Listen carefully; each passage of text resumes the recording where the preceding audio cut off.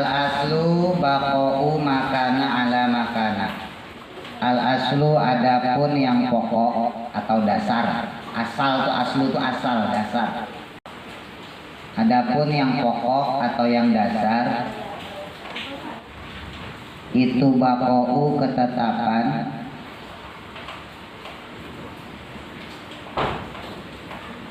ma akan sesuatu karena yang ada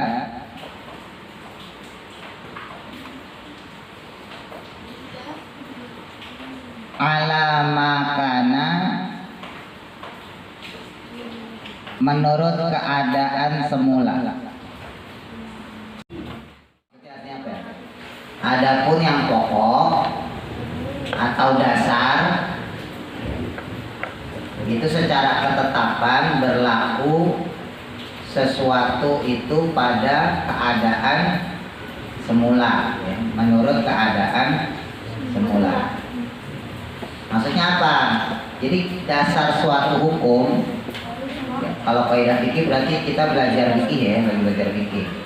Nah, pada suatu hukum itu dia ditetapkan pada hukum awal, hukum semula. Misal begini, ada orang yang dia buka puasa menjelang maghrib, ya, misalnya kebetulan pas lagi mati lampu, tanpa meneliti, tanpa nyari tahu ini udah maghrib apa belum ya, karena dia tidur habis sholat asar tidur. Biasanya kalau sore kan ngantuk ya, kecuali pas ngaji. Kalau pas ngaji enggak, tapi kadang-kadang ngantuk juga, muak gitu. Nah, terus timbul keraguan, padahal ini yang udah maghrib, timbul keraguan, wah jangan-jangan belum maghrib, padahal udah maghrib ya. Terus dia udah keburu makan, udah keburu buka puasa. Nah, maka hukum puasanya jadi batal. Kenapa batal? Balik ke yang pertama kemarin, yang kaidah aslinya, al yaqinu la yuzallu bisyaki. Keyakinan itu tidak bisa dihilangkan dengan keraguan. Ya, jadi kalau misalnya kita bangun tidur, terus kita meyakini wah ini kayaknya udah maghrib nih, misalnya keadaan mati lampu gitu kan, terus kita buka puasa, ya udah yakinkan saja bahwa itu maghrib. Jangan kita malah oh jangan-jangan. Nah, kata jangan-jangan itu kan berarti ragu. Nah, kalau ragu berarti kembali ke hukum asal. Sama kayak kemarin sholat udah 3 rakaat atau 2 rakaat ya, maka dihukumi apa? 2. Dia ragu nih, udah 3 apa masih 2, maka dihukumi 2. Karena kan sebelumnya, semulanya. Paham maksudnya? Nah, sekarang udah maghrib atau belum? Maka dihukumi apa? Belum. Paham maksudnya? Nah, gitu ya. Makanya kalau pas kita lagi ragu, ya udah yakinin saja bahwa itu sudah maghrib. Kalau dalam hal kasus puasa ya. Maka kalau dia ragu, keraguan tersebut dia menganggapnya matahari belum terbenam, maka batallah puasanya. Sekalipun sudah maghrib. Nah, contoh lain, misalnya ada orang utang. Ziko minjem duit sama Mas Dani misalnya gitu. Nah, ini Kenyataan. kemudian dia berselisih. Kata Ziko, saya udah bayar Mas Dani. Kata Mas Dani belum. Nah, kenapa mereka berselisih? Karena tidak ada saksi. Misalnya saksinya Bang Ating. Harusnya kalau orang minjem duit, ini pelajaran buat kalian, berapapun, mau 100 perak, mau gopeng, mau 1000, harus ada saksi. Karena khawatir nanti lupa. Walaupun cuma 1000, 2000 atau 5000 minjem duit, misalnya buat beli pensil, wah karena sekolah nggak ini kan. Nah, nanti pas mulanginnya itu atau tadi minjeminnya itu harus ada saksi, jangan sendirian. Kan banyak orang berantem gara-gara utang. Teman sekolahnya nggak bawa pensil, ya kan, berangkat sekolah, waduh nggak ada pensil lagi, akhirnya dia minjem duit sama temannya. Minjem duit dong 5000 buat beli pensil di kantin. Tanpa ada yang tahu kalau dia minjem duit.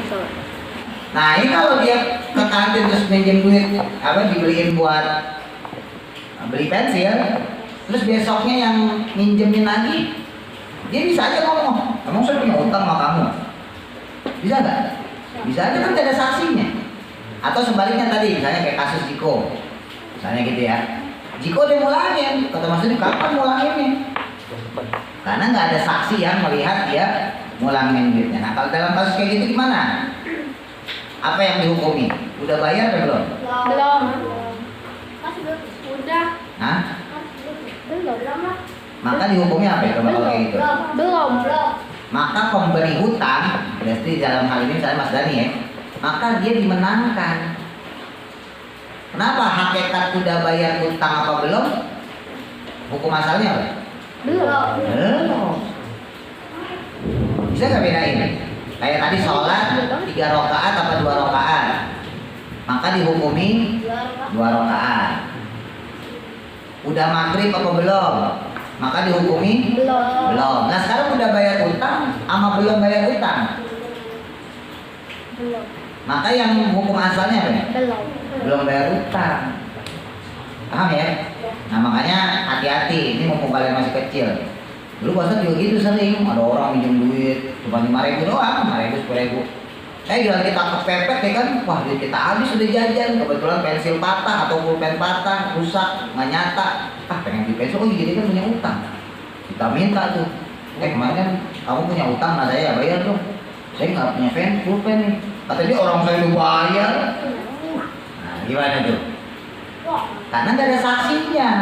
Coba kalau ada saksinya, ya kan? Coba kalau ada saksinya misalnya gitu ya, pas minjemin gitu kan, atau pas mulangin tadi ada saksi, misalnya kayak Bang Ating.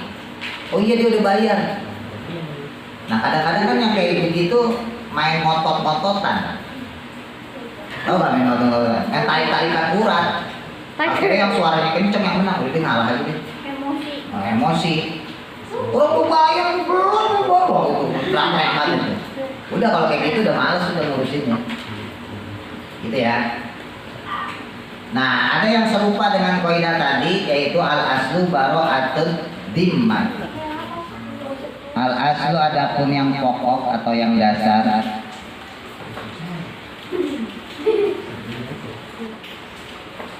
itu bara'atud dhimmati, terbebas dari tanggungan.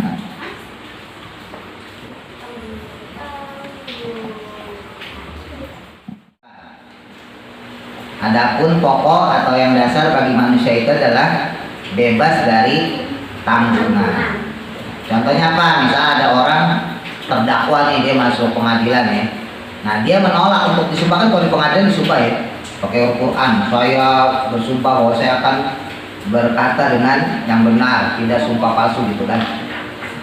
Nah orang yang dia menolak sumpah kalau di pengadilan, maka dia nggak bisa dikenai hukuman. Kenapa? Karena hukum asalnya dia bebas dari tanggung jawab sebagai orang yang dituduh. Nah, sebaliknya kalau buat orang yang menuduh, maka dia harus memberikan kesaksian atau menguatkan kesaksian. Jadi kalau orang menuduh, ini tips ininya ya. Ini ada orang difitnah. Katakan misalnya KDA difitnah sama orang. Maka yang memfitnah itu dia harus membuktikan. Bukannya KDA yang membuktikan bahwa saya nggak melakukan itu. Bisa nggak? Paham nggak? Misal gitu ada orang yang menuduh, wah KDA ngambil duit saya. Kan dia menuduh nih. Maka dia harus membuktikan. Dalam hukum itu, dalam hukum Islam pun sama seperti itu. Maka orang yang menuduh itu dia harus membuktikan bahwa emang KDA mencuri. Bukan dia yang harus membuktikan, oh saya nggak nyuri kok, tuh buktinya mana, orang saya di sini. Nggak perlu. Karena orang yang menuduh itulah yang harus membuktikan. Tapi kalau dia nggak bisa membuktikan, sekalipun benar, misalnya duitnya diambil, maka dia tidak bisa ditetapkan sebagai pencuri. Sekalipun benar. Jadi kalau orang menuduh, ya dalam hal ini misalnya kasus apapun lah gitu, pensil lah dipinjem nggak dibalikin, kan suka tuh, pulpen dipinjem dibalikin. Nah maka ketika ada yang bilang kamu kan pinjam pensil saya, maka orang yang bilang kayak gitu harus ngasih saksi. Mana buktinya kalau saya ngambil pensil kamu? Jadi bukan orang yang dituduhnya yang mengambil harus mengeluarkan saksi. Tuh, paham ya? Nah, sesuatu orang yang memberi sesuatu kepada orang lain dengan ketentuan menggantinya. Contoh lainnya ya, lalu mereka berselisih tentang wujud barang pengganti, bentuknya gitu ya, bentuk barang pengganti. Maka yang dimenangkan adalah orang yang diberi barang. Ini ada orang nih ngasih sesuatu pada orang lain untuk mengganti. Nah, maka yang menentukan apa bentuk penggantiannya adalah orang yang diberinya. Yang dimenangkan adalah orang yang diberi barang. Misal begini, Kaifa punya gelas keramik unik. Nah, Nabila main ke rumah Kaifa, kesenggol, plang. Emang bunyinya kayak gitu? Gimana? Bludak. Nah, jatuh tuh pecah. Kaifa nangis.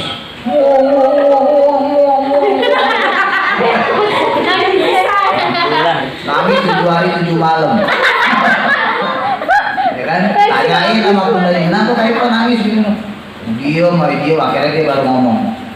Gelas keramik Kaifa pecah. Masa sama Nabila?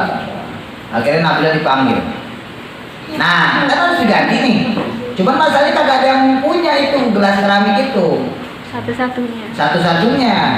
Mau dicari di Mestel kagak ada. Di Tanah Abang nggak ada. Akhirnya Nabila pusing sendiri. Ini dapetnya dari mana sih Kaifa? Oh, saya dapetnya dari alam goib.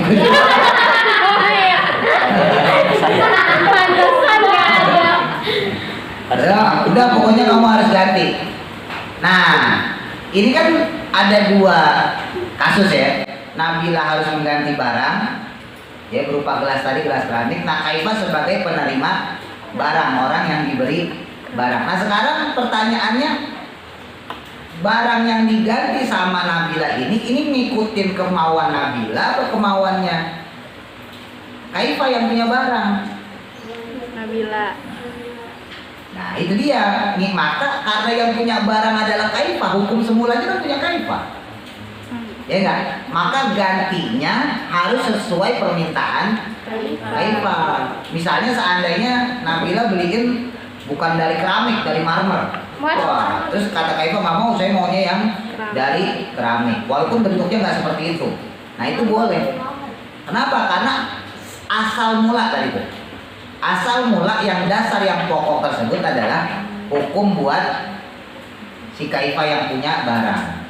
Sama kayak tadi kasus orang yang dia nggak merasa mencuri. Misalnya Kak Dea nggak merasa mencuri, tiba-tiba dituduh mencuri. Kan hukum semulanya saya nggak mencuri, sekalipun mencuri misalnya gitu. Maka orang yang menuduh itu yang harus membuktikan.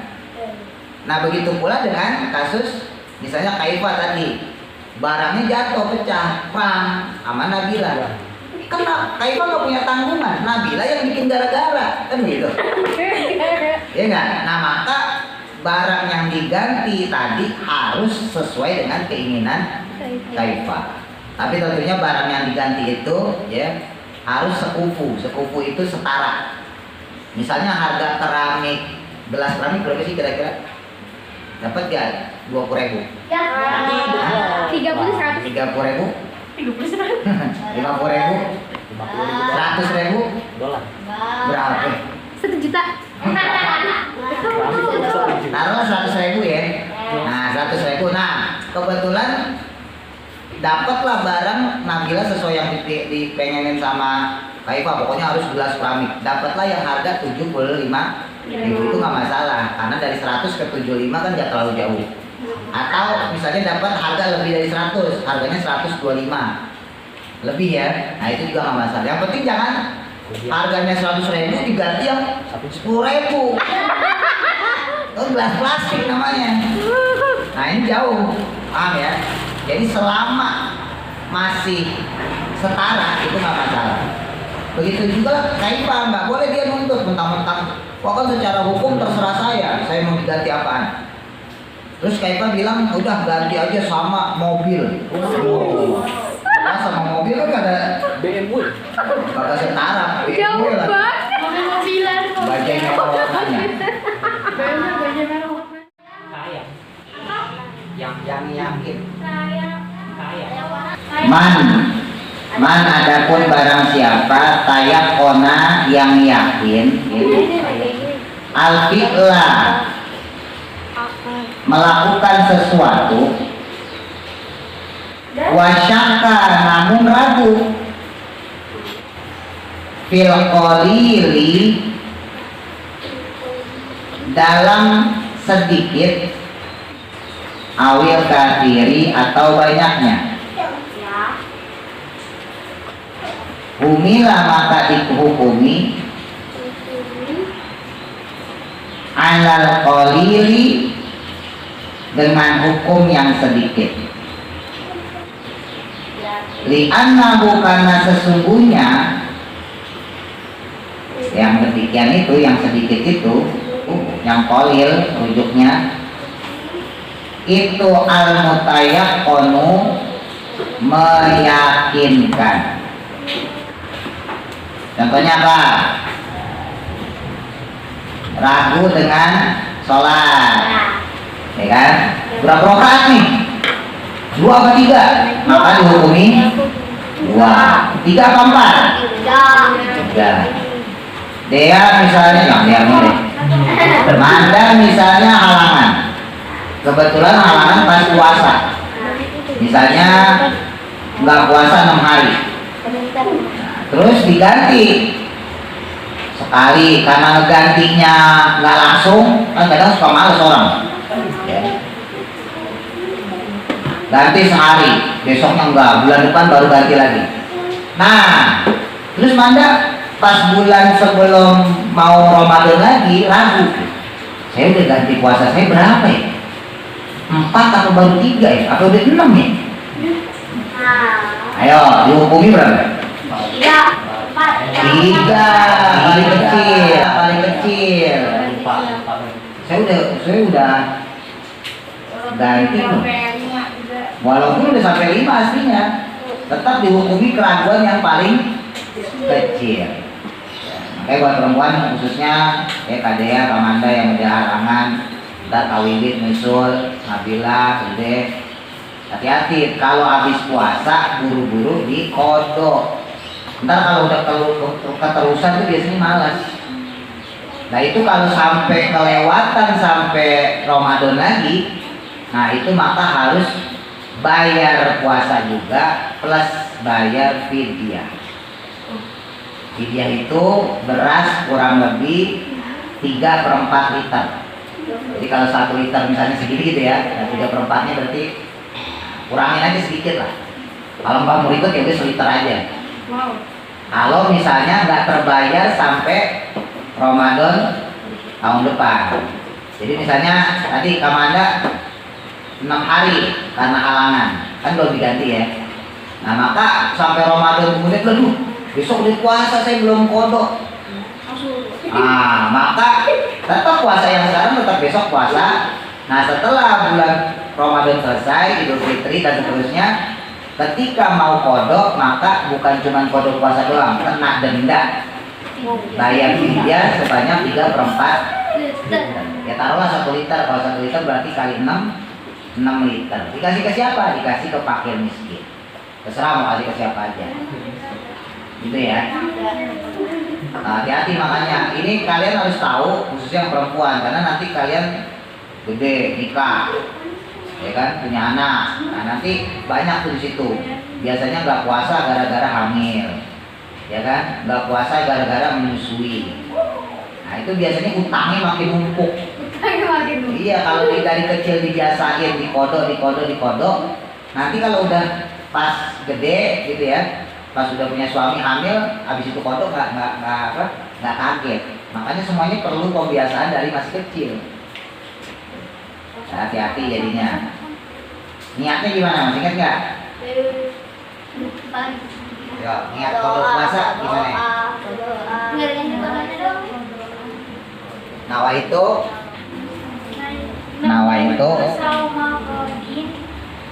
an kodoin fardi syahri. Jadi adaannya aja diganti, kodoan, sama kayak sholat usoli fardol maghribi. Salasa rakaatin mustaqbil kiblati adaan diganti. Salasa rakaatin mustaqbil kiblati qodoan lillahi. Satu lagi. Innama sesungguhnya sesuatu sabata yang ketetapannya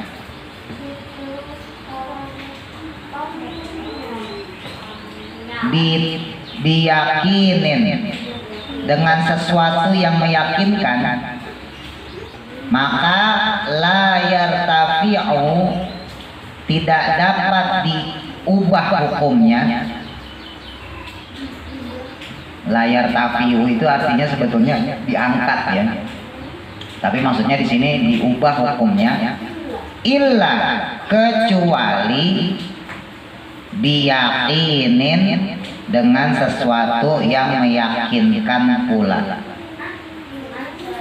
Sesuatu yang ketetapannya berdasarkan sesuatu yang meyakinkan, maka dia nggak berubah hukumnya sampai atau kecuali dengan sesuatu yang meyakinkan juga.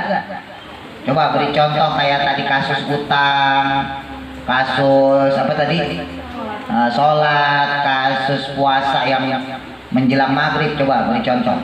Sesuatu yang apa tadi, ketetapannya itu berdasarkan sesuatu yang meyakinkan, ya, maka dia tidak bisa diubah, nggak bisa berubah dia, kecuali dengan yang meyakinkan juga.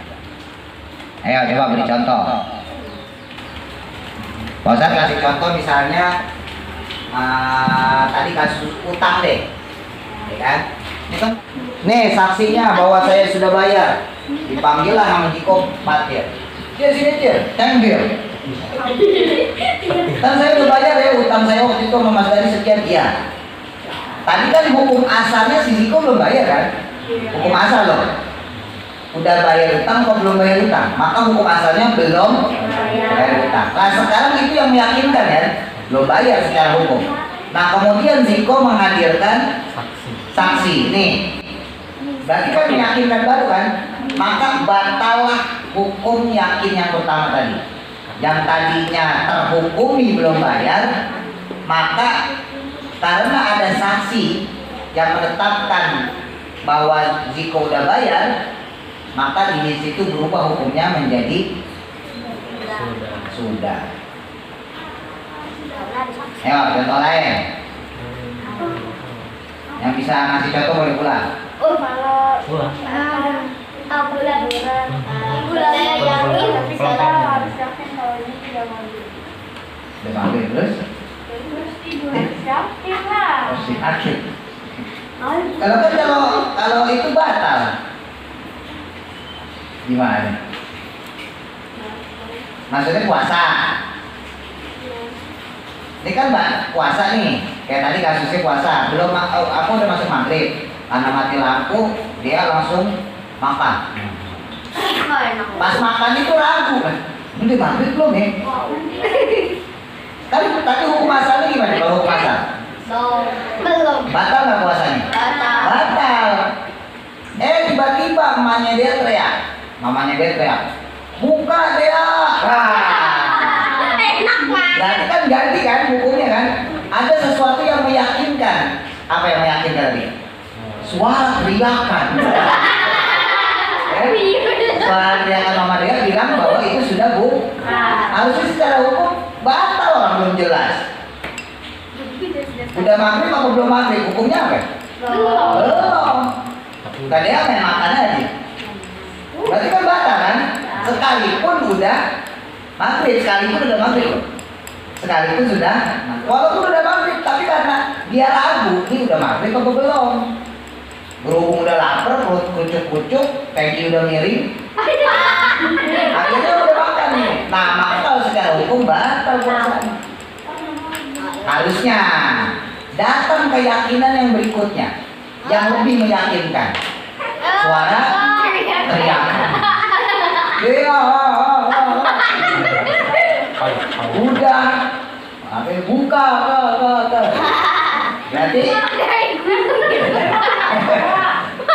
Berarti jadi batal, tetap batal apa? Enggak. Batal. Jadi sah. Oh, sah. Jadi sesuatu yang meyakinkan itu dia baru bisa diubah dengan sesuatu yang meyakinkan pula. Sama. Ya, bisa dikasih contoh. Banyak contohnya. Yang bisa kasih contoh boleh pulang. Entah bohong benar ya Pak. Coba aku kayaknya Bapak kan. Ini cuma nyoba doang. Yang padahal udah pulang. Sah. Nih, pulang tuh. Di satu rumah ada orang yang jamnya itu mati. Itu cuma jam satu-satunya. Tapi juga udah mati listrik di situ kan. Jadi musola nggak jelas nggak bisa aja. Terus dia ragu antara udah juhur apa kagak. Terus kan apa namanya? Iya, berhubung di siang kan main sholat aja gitu kan duduk terus langsung sholat. Berarti hukumnya apa? Pasti kan ragu nih. Terus tiba-tiba di handphone dia ajan gitu. Pas juga di handphone dia kan apa namanya? Waktunya kan selalu sama gitu. Berarti kan itu meyakinkan gitu. Meyakinkan. Kalau dianya udah terlanjur sholat, ya, maka dihukuminya tetap batal. Kalau dia udah terlanjur sholat ya, ini udah juhur apa belum ya? Udah kali. Dia main sholat aja. Allahu Akbar. Nah di handphone baru.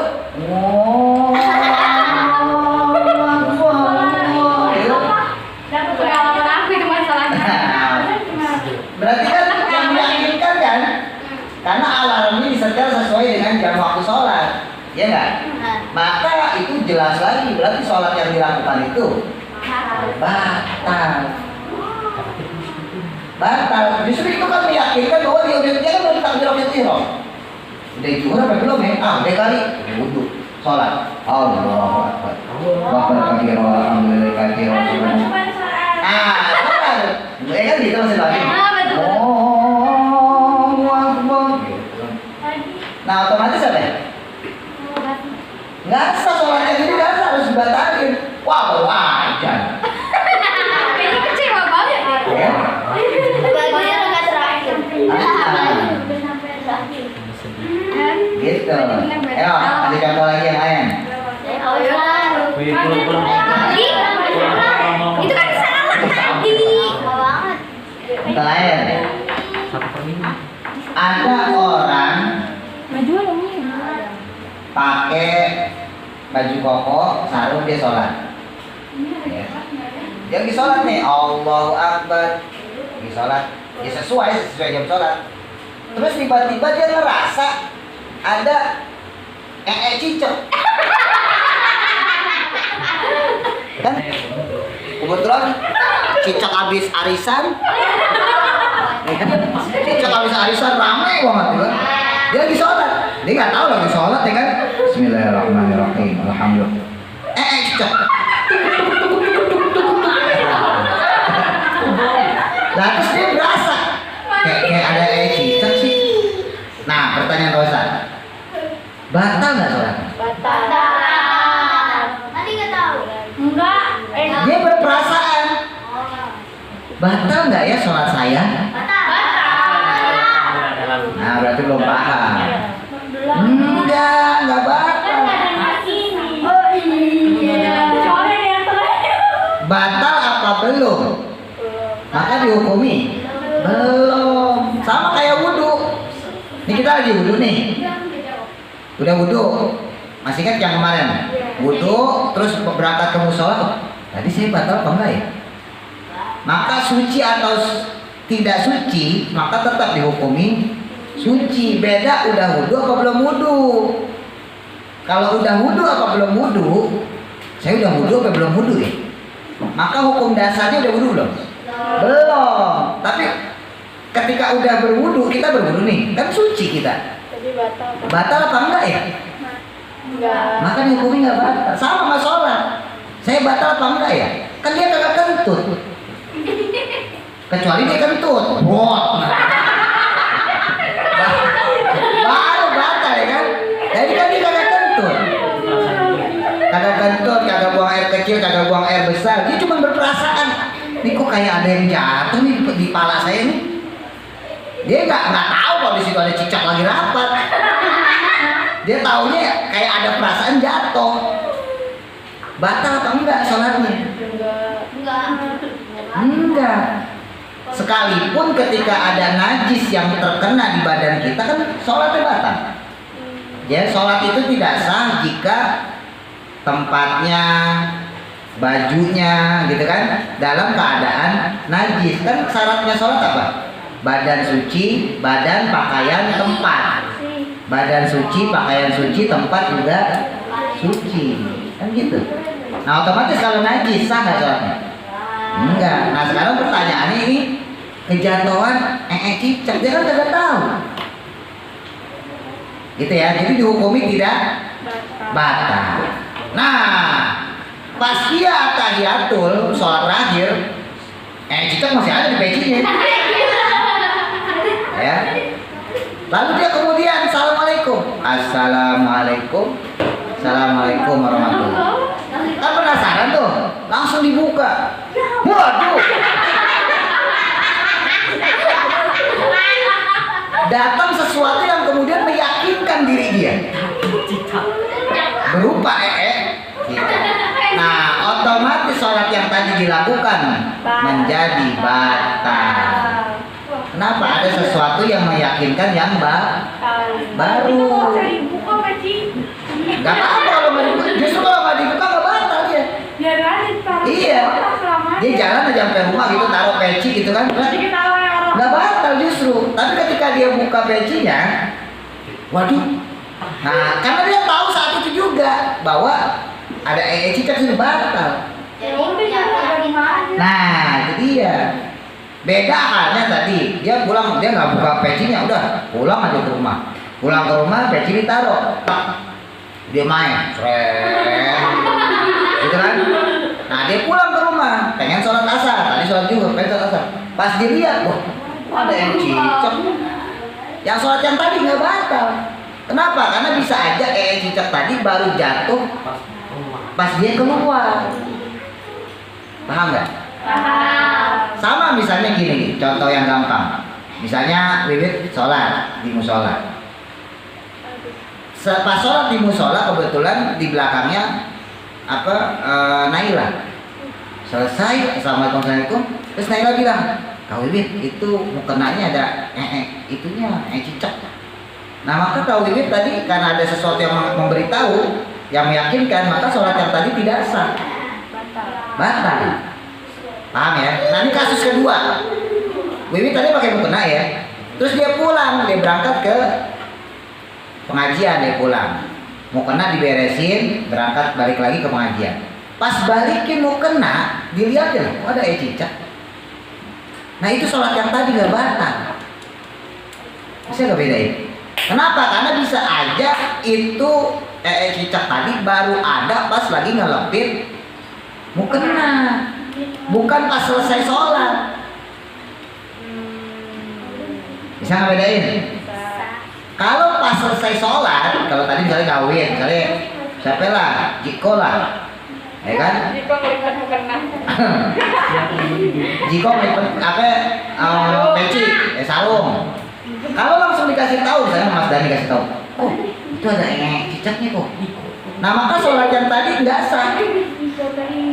Tapi kalau ada jeda waktu, jika udah keburu balik ke rumah atau udah ke pengajian lagi, baru dikasih tahu sama orang, bisa dikasih tahu sama patir, oh itu ada cicaknya.